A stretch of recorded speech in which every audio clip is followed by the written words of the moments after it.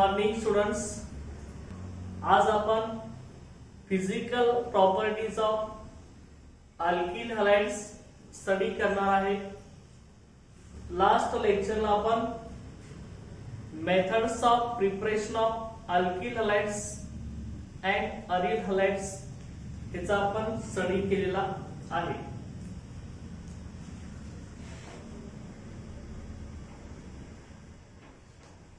Physical properties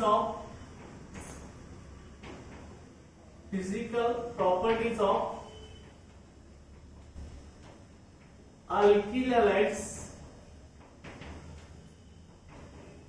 or it is also called as haloalkanes.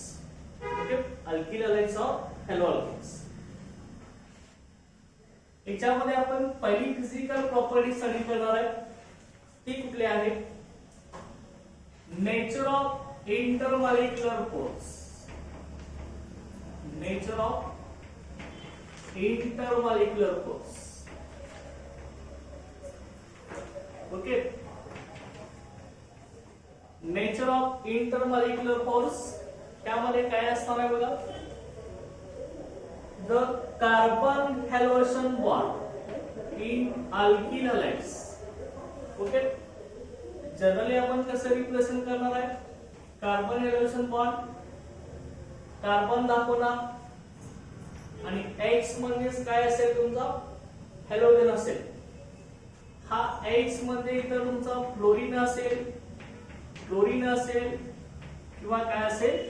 Bromine असेल. Okay, आता nature of intermolecular force आपण study करत असताना carbon halogen मधील जो बॉन्ड आहे त्याचं नेचर कसं आहे हे आपल्याला स्टडी करायचं. तर carbon halogen bond in alkyl halide is polar covalent bond.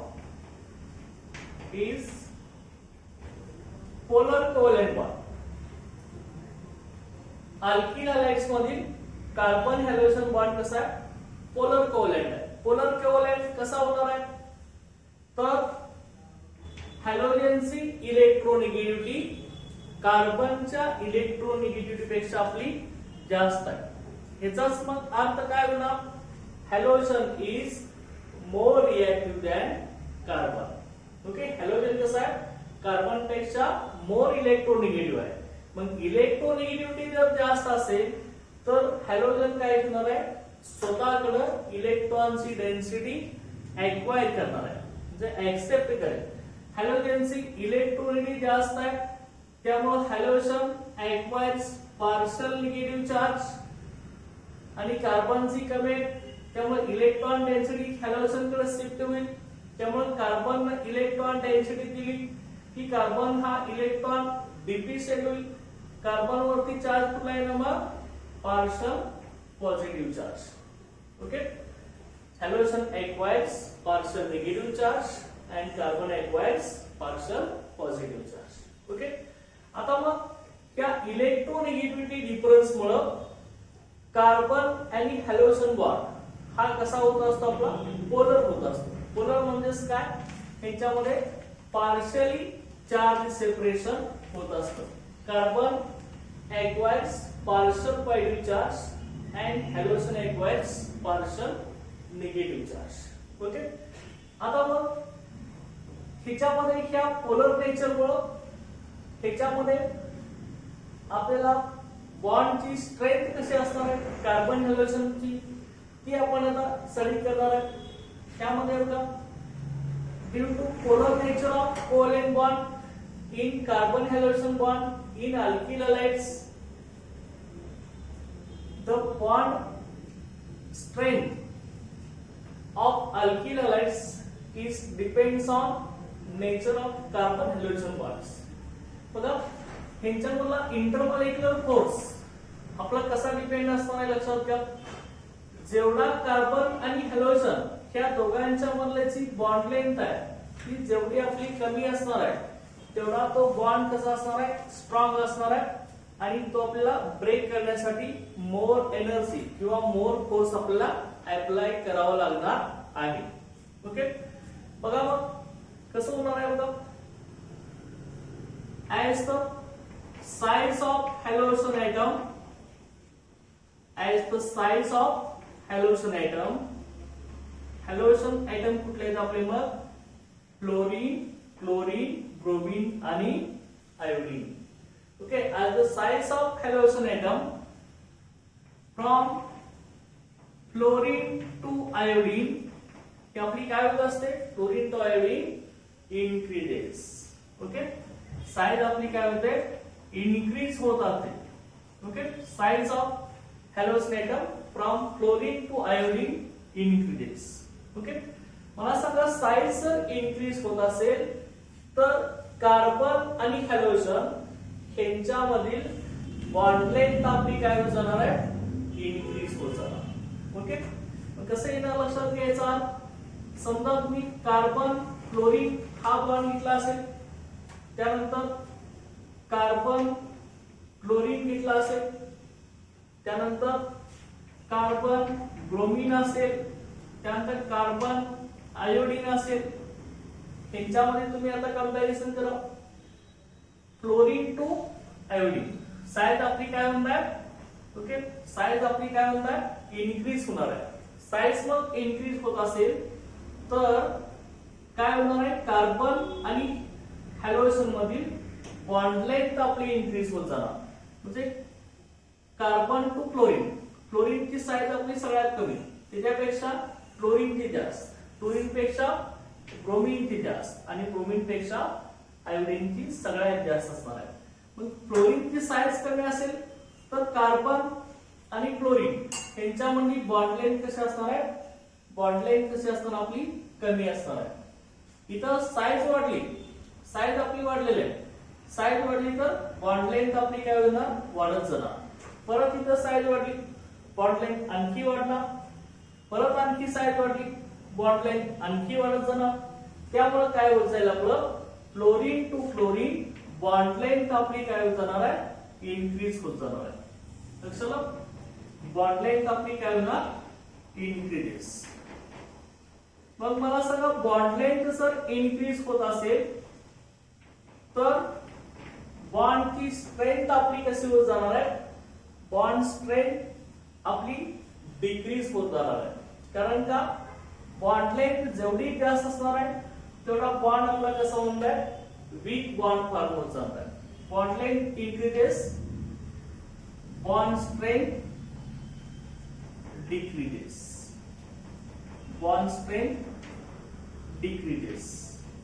Okay, जेवढी आपली बॉन्ड लेंथ वाढणार तेवढी बॉन्डची स्ट्रेंथ आहे तेवढी कमी होत जाणार आहे. ओके, तर जेवढी बॉन्ड लेंथ आपली इकडं carbon chlorine, carbon chlorine, carbon bromine to carbon iodine bond length वाढली की बॉन्ड आपला वीक तयार होणार. तो ब्रेक करण्यासाठी आपल्याला एकदम कमी फोर्स ऑफ अट्रॅक्शन लागणार आहे. फोर्स कमी लागणार म्हणजे एनर्जी कमी लागणार आहे तो कार्बन हॅलोजन बॉन्ड ब्रेक करण्यासाठी. त्यामुळे बॉन्डची स्ट्रेंथ आपली काय होणार, डिक्रीज होत जाईल. आता मग मला सांगा याच्यामध्ये इथं आपण आता corresponding carbon halogen bond represent केलेला आहे. त्यामध्ये सगळ्यात बॉन्डची स्ट्रेंथ जास्त कुठं असेल, फ्लोरीन कार्बन फ्लोरीन मध्ये असेल. कारण का इथं बॉन्ड लेंथ कमी आहे, बॉन्ड स्ट्रेंथ आपली इथं कार्बन फ्लोरीन जास्त असणार आहे. कार्बन फ्लोरीन साइज वाढली, बॉन्ड स्ट्रेंथ कमी झाली, परत साइज वाढली, साइज कमी, परत साइज वाढली, बॉन्ड स्ट्रेंथ आपली काय होणार, कमी होत जाणार. म्हणून कार्बन फ्लोरीन हा बॉन्ड आपला कसा असणार आहे, हा स्ट्रॉंग बॉन्ड असणार आहे. हा ब्रेक करण्यासाठी आपल्याला मोर एनर्जी अप्लाय करायला लागणार, बरोबर आहे. आणि जसं carbon fluorine to carbon fluorine, carbon bromine to carbon iodine पर्यंत आपण जाणार तशी बॉन्ड लेंथ वाढत जाणार. त्यामुळे बॉन्ड आपला वीक होत जाणार आहे, बॉन्ड वीक होत जाणार. त्यामुळे हा आपल्याला ब्रेक करण्यासाठी लेस एनर्जी अप्लाय करावी लागणार आहे. त्यामुळे इंटरमॉलिक्युलर फोर्स ऑफ अट्रॅक्शन जे आहे ते आपलं carbon fluorine to carbon iodine पर्यंत आपलं काय होत जाणार आहे, डिक्रीज होत जाणार. ओके, कारण का फ्लोरीन इलेक्ट्रोनिटी तुम्ही जर कन्सिडर केली तर फ्लोरीनची इलेक्ट्रोनिटी जास्त आहे, त्यानंतर फ्लोरीनची कमी होणार, फ्लोरीन पेक्षा ब्रोमीनची कमी होत जाणार, ब्रोमीन पेक्षा आयोडीनची परत आणखी आपली कमी होत जाईल. ओके, त्यामुळे इलेक्ट्रोनिटी पण आपली फ्लोरीन टू आयोडीन कमी होत जाणार, बॉन्ड लेंथ इन्क्रीज होत जाणार, बॉन्ड वीक फॉर्म होत जाणार, त्यामुळे बॉन्ड ब्रेक करण्यासाठी आपल्याला कमी एनर्जी अप्लाय करावी लागेल. बरोबर, त्यामुळे मी आता काय म्हणणार आहे, जशी बॉन्ड लेंथ वाढत जाणार carbon fluorine to carbon iodine तशी आपली बॉन्ड स्ट्रेंथ काय होत जाणार आहे, डिक्रीज होत जाणार.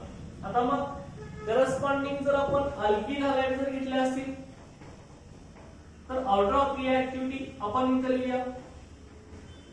Order of reactivity, order of reactivity of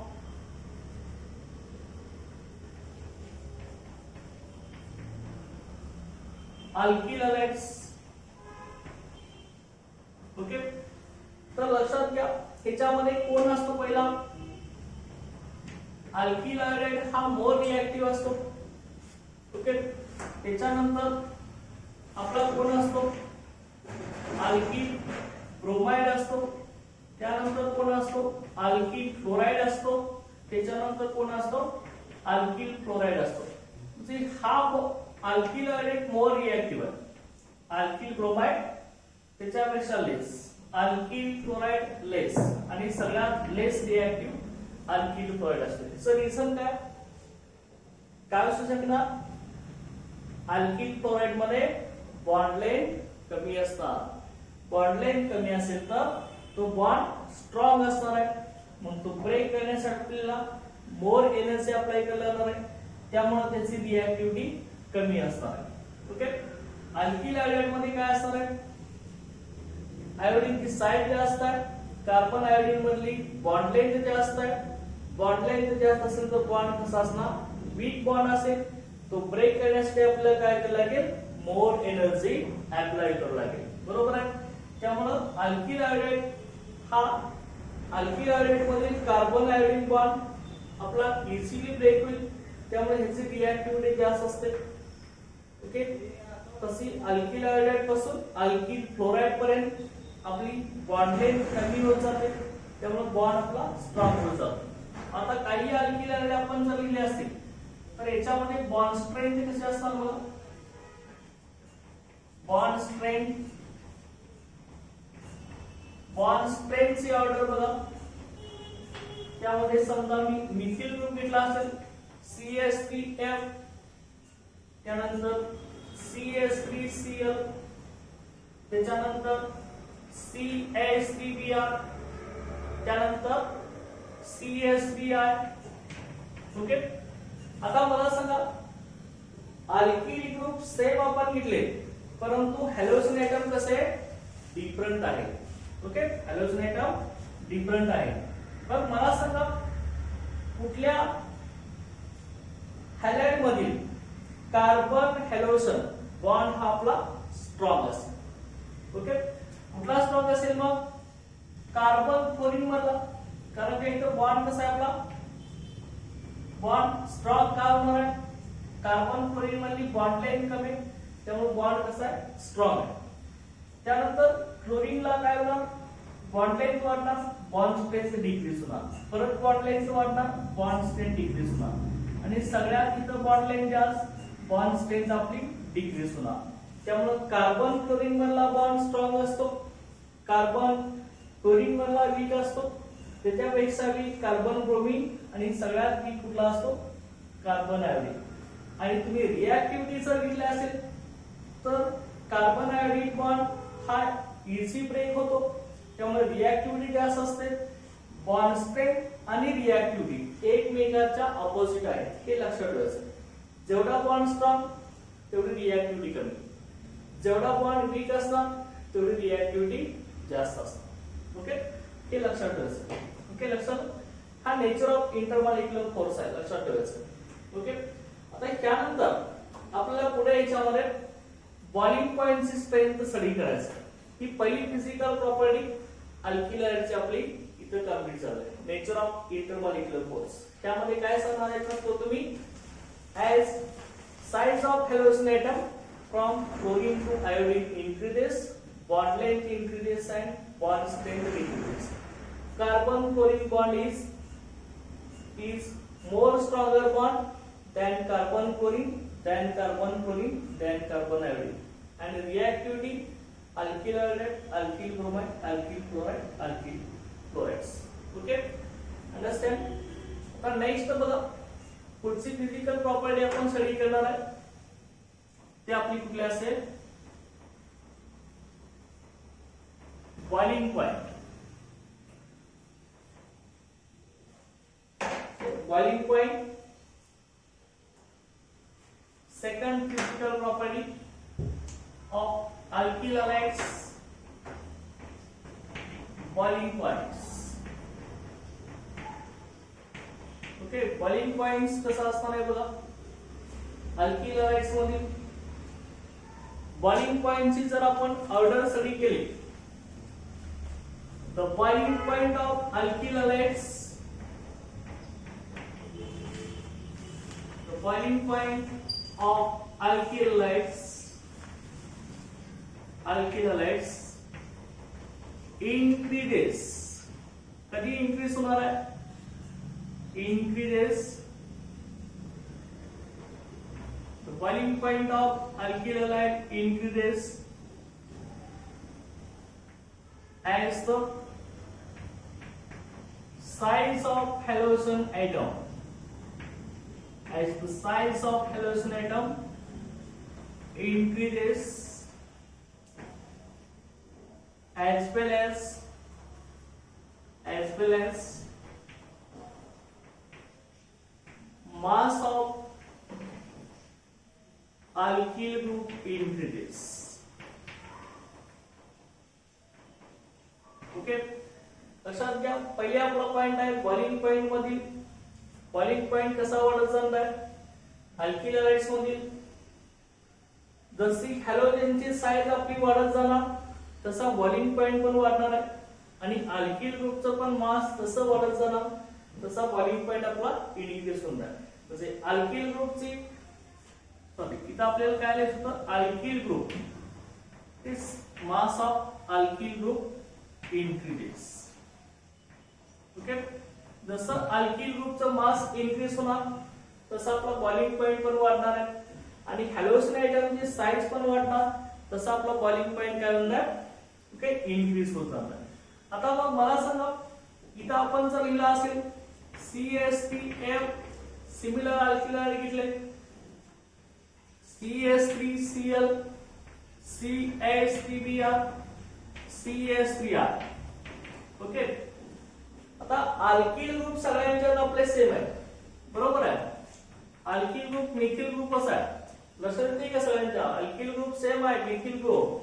त्यामुळे इथं कसं होईल बघा आता हॅलोजन आयटम तेवढे डिफरंट आहे बरोबर आहे. इथं फ्लोरीन आहे इथं क्लोरीन आहे इथं ब्रोमीन आहे आणि इथं काय आहे आपला आयोडीन आहे बरोबर. मग आता काय झालं बघा साइज आपली कशी होत जाते हे तुम्हाला आपण सांगितलंय पहिल्या फिजिकल प्रॉपर्टी मध्ये नेचर ऑफ इंटरमॉलिक्युलर फोर्स मध्ये फ्लोरीन टू आयोडीन साइज आपली काय होते इनक्रीज होत जाते. जेवढी साइज आपली वाढत जाणार साइज वाढत जाणार ओके साइज वाढत गेली की काय होत आपला ओके बॉइलिंग पॉइंट आपला इनक्रीज होत आहे कारण का मास वाढतो ना. क्लोरीनचा एटॉमिक नंबर आपला 9 आहे क्लोरीनचा किती आपला ते क्लोरीनचा 17 ब्रोमीनचा 35 आयोडीनचा 80 अशा पद्धतीनं जसं एटॉमिक नंबर वाढणार तसा आपला मास नंबर सुद्धा वाढत जातो. मास वाढला जशी साइज वाढणार तसं त्या हॅलोजनचं मास पण वाढत जाणार. मास वाढले की ऑटोमॅटिकली त्यांचं काय होणार बॉइलिंग पॉइंट इनक्रीज होत जाणार. ओके, त्यामुळे CH3F पेक्षा कुणाचा जास्त आहे CH3Cl CH3Cl पेक्षा CH3Br त्यानंतर CH3r सगळ्यात जास्त ही बॉइलिंग पॉइंट आपल्या इथं असणार आहे बरोबर आहे. त्यानंतर समजा तुम्ही हा घेतला असेल दुसरा अल्किल ग्रुप घेतला असेल. आता अल्किल ग्रुप सुरुवातीला तुम्ही CH3Cl घेतला असेल, हायड्रोजन सेम ठेवला, CH3 CH2Cl घेतला असेल, आणखी एक कार्बन ऍटम इन्क्रीज केला, परत तुम्ही CH3 CH2Cl घेतला. आता मग त्या तिघांच्या मध्ये कंपॅरिझन करा. कसं लक्षात येईल आपल्याला तिघांच्यात कंपॅरिझन केल्यावर? इथं कार्बन ऍटम किती आहेत? एकच आहे. इथे किती आहेत? 2 आहेत. आणि त्यानंतर इथे किती आहेत? 3 कार्बन आहेत. मग मला सांगा, जसे आपले कार्बन ऍटम वाढत जाणार तशी काय होणार? अल्किल ग्रुपचं मास वाढत जाणार. अल्किल ग्रुपचं मास वाढलं तर काय होणार? बॉइलिंग पॉइंट आपला इन्क्रीज होत जाणार. त्यामुळं CH3Cl पेक्षा CH3CH2Cl चा बॉइलिंग पॉइंट जास्त, त्याच्यापेक्षा कुणाचा जास्त असणार आहे? CH3CH2Cl चा जास्त असणार आहे. कारण का? अल्किल ग्रुप वाढत गेला ना, अल्किल ग्रुपची साईज आपली वाढली, त्यामुळे त्याचं मास इन्क्रीज होत गेलं. मास वाढले की काय होणार? बॉइलिंग पॉइंट इन्क्रीज होणार. लक्षात आलं? आता मग परत बघा, नेक्स्ट आपली बॉइलिंग पॉइंट मध्ये आणखी एक सेंटेन्स आपलं काय आहे?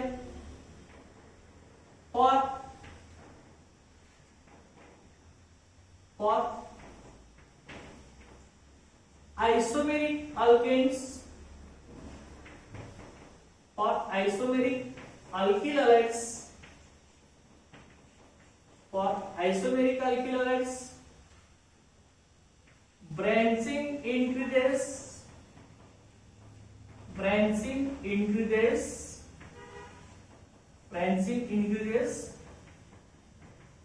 boiling point decreases, branching increases, boiling point decreases.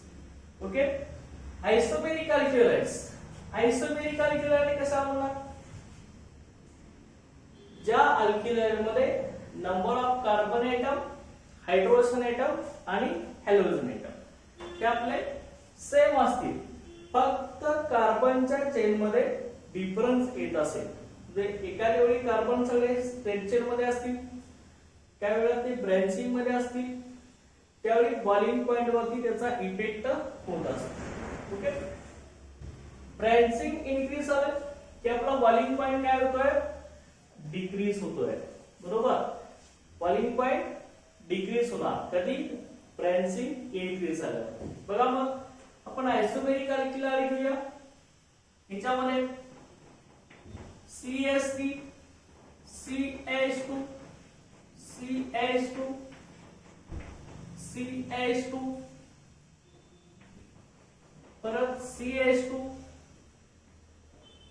Cl. Okay, इथं सगळे कार्बन कसे आहेत बघा?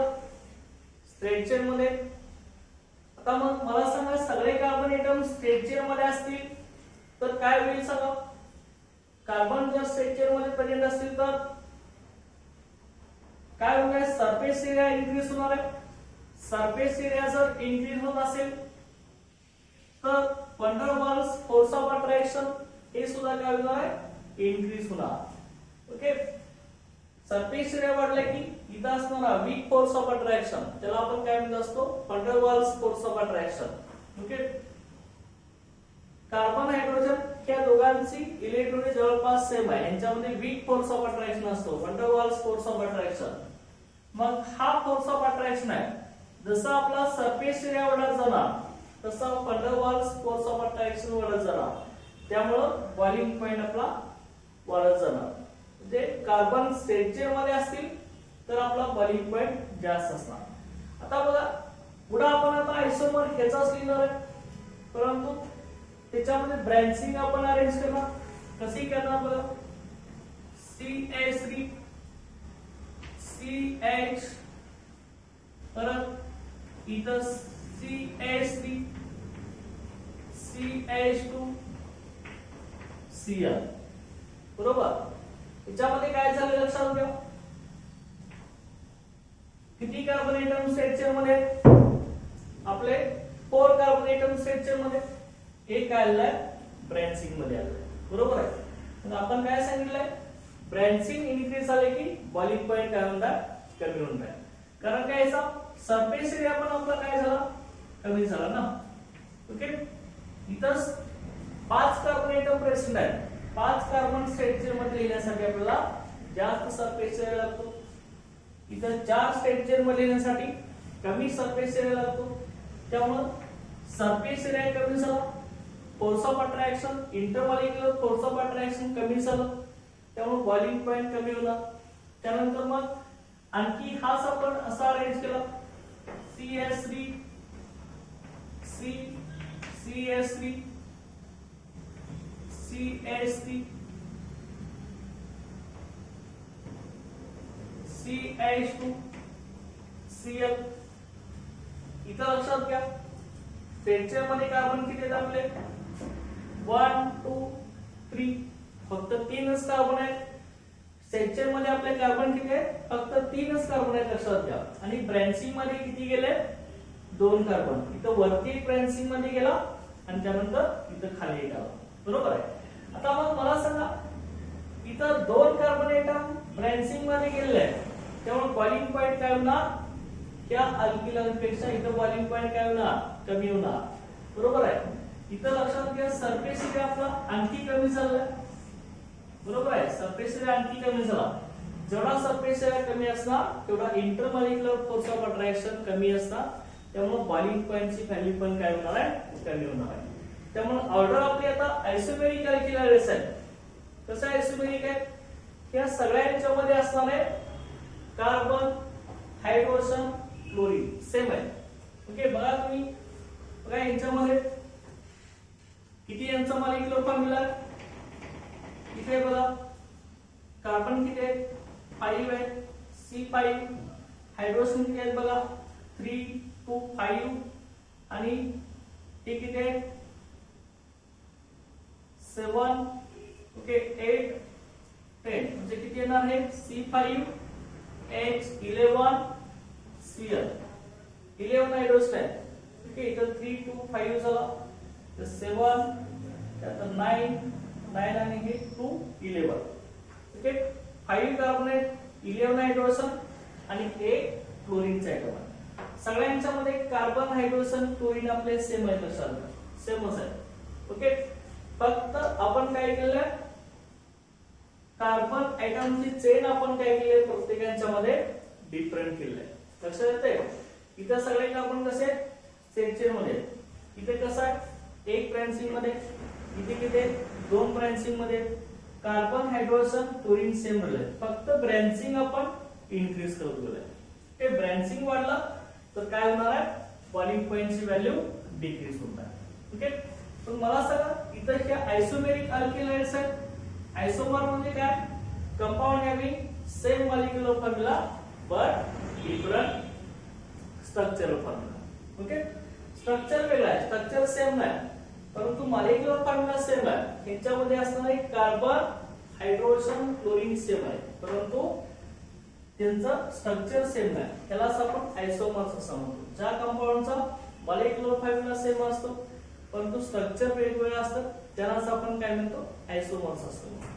ओके, मग ही आयसोमेरिक अल्किलाइड मध्ये सगळ्यात जास्त आता बॉइलिंग पॉइंट कोणाचा आहे ना, स्ट्रक्चर अल्किलाइडचा सगळ्यात जास्त. त्याच्यानंतर ब्रँच रिचन अल्किलाइड्स 1 ब्रँचिंग असतं आणि सगळ्यात कमी कोणाचं असणार आहे. ओके, त्या 2 कार्बन ब्रँचिंग मध्ये असणाऱ्या अल्किलाइड्स. लक्षात, तर यांचं जर नेम आपण लिहिलं, हा इथे सगळे कार्बन स्ट्रक्चर मध्ये 5 कार्बन आहेत त्यामुळे हा N-पेंटिल क्लोराइड. हा येतो सेकंड कार्बनला मिथिल ग्रुप आहे, हा आयसोपेंटिल क्लोराइड. इथं सेकंड कार्बनला 2 मिथिल ग्रुप आहेत तर आपण काय म्हणतो,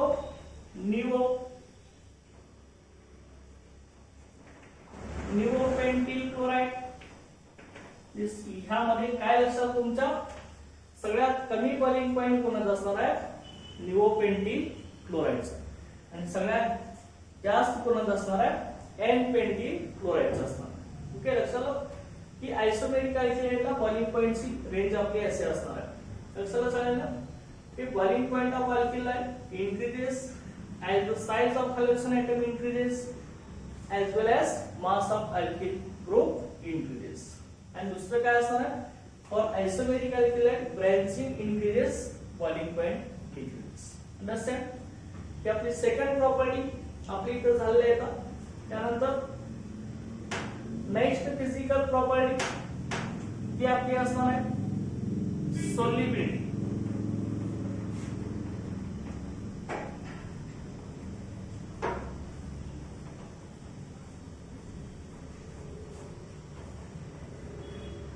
नेक्स्ट आपली कुठली असणार आहे? सॉल्युबिलिटी असणार.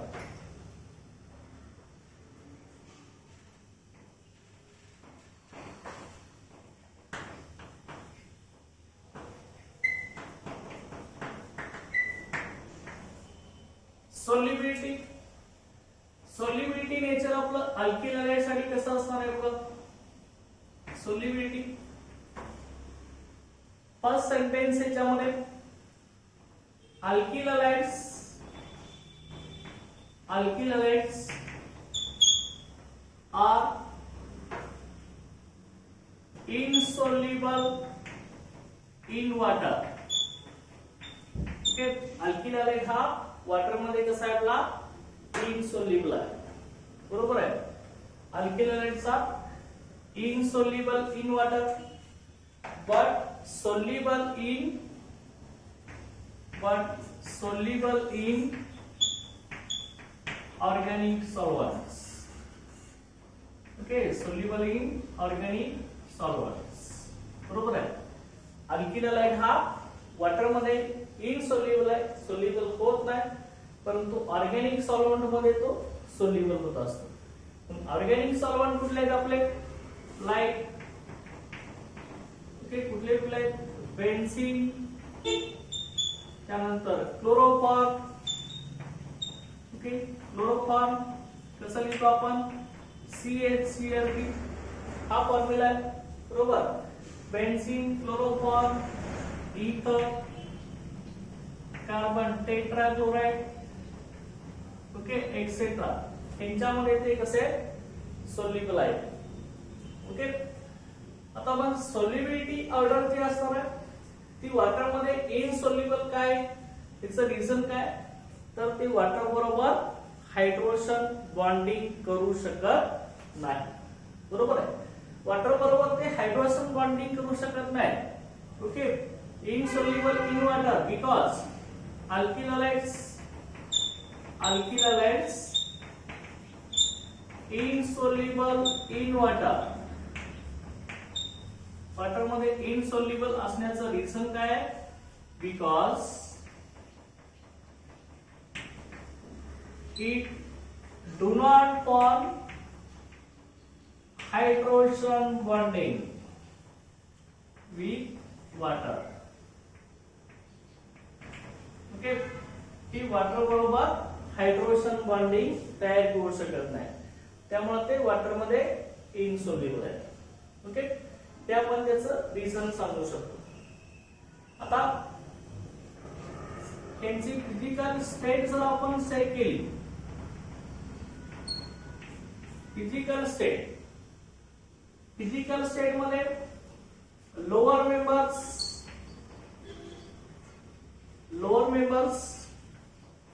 of alkyl halides are gases and higher members are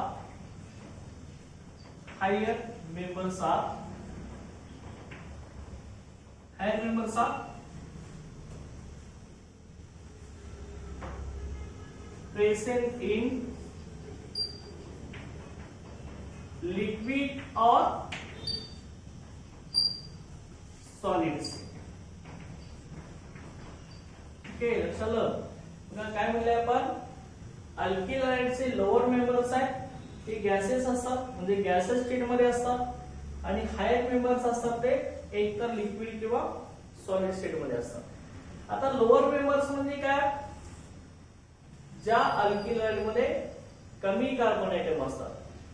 कमी म्हणजे किती? कार्बन नंबर 1 ते 4 पर्यंत कार्बन असणारे अल्किल हॅलाइड हे गॅसेस स्टेट मध्ये, आणि हायर मेंबर्स कुठले आहेत, त्याच्यामध्ये 5 पेक्षा जास्त कार्बन एटम आहेत, ते आपले लिक्विड किंवा सॉलिड स्टेट मध्ये असतात अंडर नॉर्मल टेम्परेचर कंडिशन.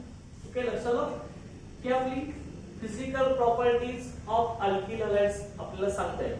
आता ज्या पद्धतीनं अल्किल हॅलाइडच्या फिजिकल प्रॉपर्टीज आहेत, त्याच पद्धतीनं आपल्या अरिल हॅलाइड्सचे पण फिजिकल प्रॉपर्टीज आहेत.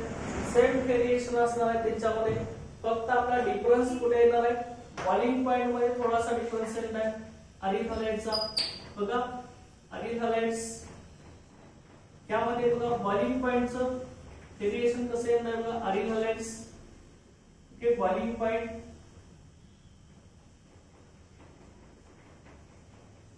ओके, बॉइलिंग पॉइंटची जी ऑर्डर आहे ती आपली अरिल हॅलाइडची जी असणार आहे सेम अल्किल हॅलाइडचं सेंटेन्स फॉलो करणार आहे. ओके, जे आपण अल्किल हॅलाइड साठी सांगितलेलं आहे तेच अरिल हॅलाइड साठी फॉलो होत आहे. डिफरन्स काय असणार आहे, in dihaloarenes, dihaloarenes okay, in dihaloarenes variation is observed. फक्त डायहॅलोअरेन्स मध्येच आपल्याला व्हेरिएशन ऑब्झर्व होऊ शकतं. म्हणजेच काय, ज्या अरिल हॅलाइड्स मध्ये एरोमॅटिक रिंगला 2 हॅलोजन आयटम आपले अटॅच असतात. एक्स मध्ये काय असणार आहे, हॅलोजन असणार आहे. 2 हॅलोजन आयटम अटॅच असतात, त्यांच्यामध्येच काय होतं, बॉइलिंग पॉइंट मध्ये आपल्याला व्हेरिएशन, आपलं बॉइलिंग पॉइंट मध्ये जास्त व्हेरिएशन मिळत नाही, परंतु मेल्टिंग पॉइंट मध्ये आपल्याला व्हेरिएशन मिळत असतं. Okay, variation is observed in melting point. Okay, variation कुठे होत असतं, आपलं मेल्टिंग पॉइंट मध्ये व्हेरिएशन होत असतं डायहॅलोअरेन्स मध्ये. आता लक्षात घ्या कसं येत आहे, इथं हॅलोजनची पोझिशन कुठली आहे लक्षात घ्या. हा कुठला आहे आपला 1 2 3, 1 आणि 3 पोझिशनला कोण आहे आपला हॅलोजन आहे. 1 3 पोझिशन असेल तर आपण काय म्हणतो, मेटा पोझिशन. कसं दाखवतो आपण, स्मॉल m. त्यानंतर आपली ऑर्थो पोझिशन कशी असणार, 1 2 पोझिशनला जर हॅलोजन असेल 1 आणि 2, याला आपण काय म्हणतो ऑर्थो पोझिशन. आणि हॅलोजन पॅरा पोझिशनला कुठला असणार, पॅरा पोझिशन आपली कुठली असणार 1 4 पोझिशनला जर हॅलोजन असेल तर त्याला आपण काय म्हणणार आहे, पॅरा पोझिशन. बरोबर आहे, तर चला आता मग ह्याच्यामध्ये मेल्टिंग पॉइंट मध्ये व्हेरिएशन कसं होतं. मेटाचा मेल्टिंग पॉइंट हा आपला सगळ्यात कमी असतो, त्याच्यापेक्षा जास्त ऑर्थोचा असतो, आणि सगळ्यात जास्त कोणाचा असतो, पॅराचा असतो. लक्षात घ्या, हा पॅरा पॉइंट आपला पॅरा डायहॅलोअरेन्स. त्यामुळं मेल्टिंग पॉइंटचं व्हेरिएशन हे आपलं कसं असणार आहे, ऑर्थोपेक्षा मेटा मेटा मेटा सगळ्यात कमी असणार, त्यापेक्षा ऑर्थो असणार आहे, आणि त्याच्यापेक्षा कुठला असणार आहे, para डायहॅलोअरेन्स.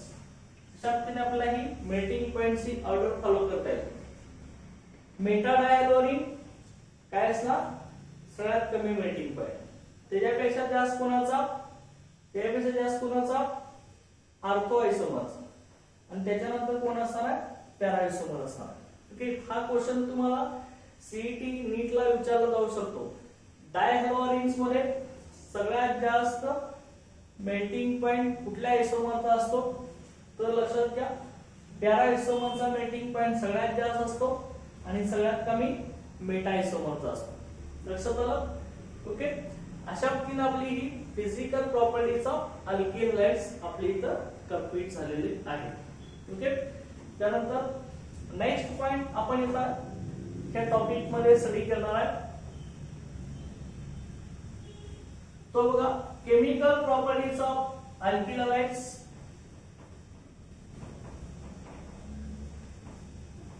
Chemical properties of alkyl हॅलाइड्स.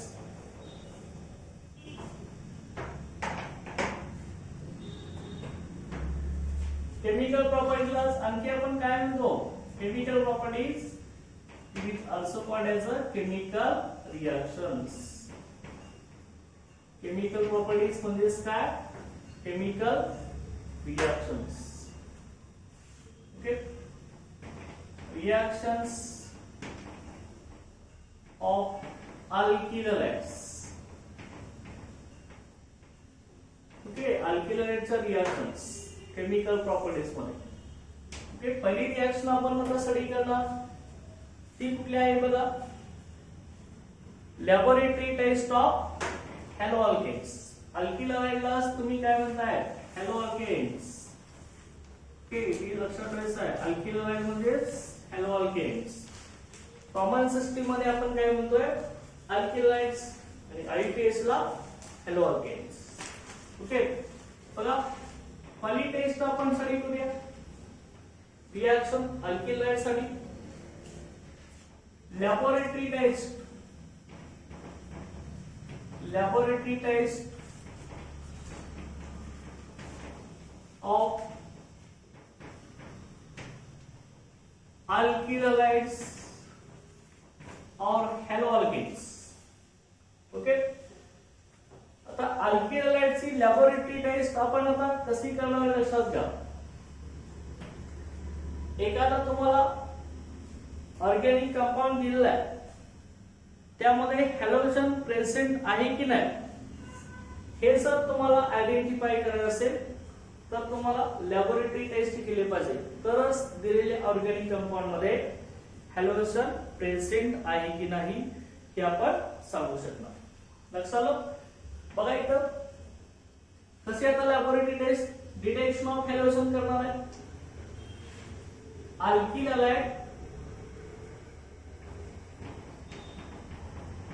Halides are neutral in aqueous medium.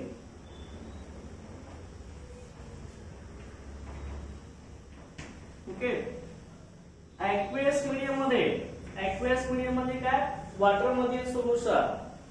aqueous medium मध्ये अल्किल हलाइड कसा आहे आपला, न्यूट्रल आहे. लक्षात घ्या, म्हणजे तो लिटमस पेपरची कुठलीही रिएक्शन देत नाही. ब्ल्यू लिटमस पेपर आपला ब्ल्यूच राहणार, रेड लिटमस पेपर आपला रेडच राहणार. Okay, alkyl halides are always neutral in aqueous medium. Okay, आता यामध्ये अल्किल हलाइड RH याला तुम्ही काय म्हणणार आहे, अल्किल हलाइड बरोबर. याची ट्रीटमेंट तुम्ही कुणावर करणार आहे, एक तर aqueous KOH और aqueous NaOH. ओके, लक्षात. एक तर aqueous पोटॅशियम हायड्रॉक्साइड असेल किंवा aqueous NaOH बरोबर असेल. ह्याच्यावर तुम्ही ट्रीटमेंट केल्यानंतर काय होणार लक्षात घ्या, हा जो कार्बन हॅलोजन बॉन्ड आहे तो आपला काय होणार आहे, ब्रेक होईल. aqueous medium मध्ये ब्रेक झाल्यानंतर तुम्हाला इथे काय मिळणार आहे, X मायनस हॅलाइड आयन मिळेल हा. ओके, लक्षात. हा कुठला असणार आहे, हॅलाइड आयन, हॅलोजनचा आयन, हॅलाइड आयन. ओके, आणि त्याच्यानंतर हा जो aqueous पोटॅशियम हायड्रॉक्साइड आहे त्याच्यामध्ये कुठले आयन्स असणार, K+OH-. आणि जर तुम्ही NaOH घेतला असेल तर काय येणार, Na+OH-. ओके, लक्षात. तुम्ही कुठला तर एकच यूज करू शकणार आहे, दोन्ही यूज करू शकत नाही. लक्षात घ्या, एक तर aqueous KOH सोल्युशन घ्या किंवा aqueous NaOH सोल्युशन घ्या. आता हा जो OH- आयन आहे तो aqueous NaOH मधला असेल किंवा aqueous KOH मधला असेल. तो आपल्या इथं अल्किल ग्रुपला अटॅच होणार, तेवढी काय मिळेल, ROH मिळेल आणि आपला हा हॅलाइड आयन तयार होईल. बरोबर आहे. हा तयार झालेला जो हॅलाइड आयन आहे, हा हॅलाइड आयन ह्याची ट्रीटमेंट आपण कुणावर करणार आहे, ह्याची ट्रीटमेंट आपण कुणावर करणार असतो का, it is treated with dilute nitric acid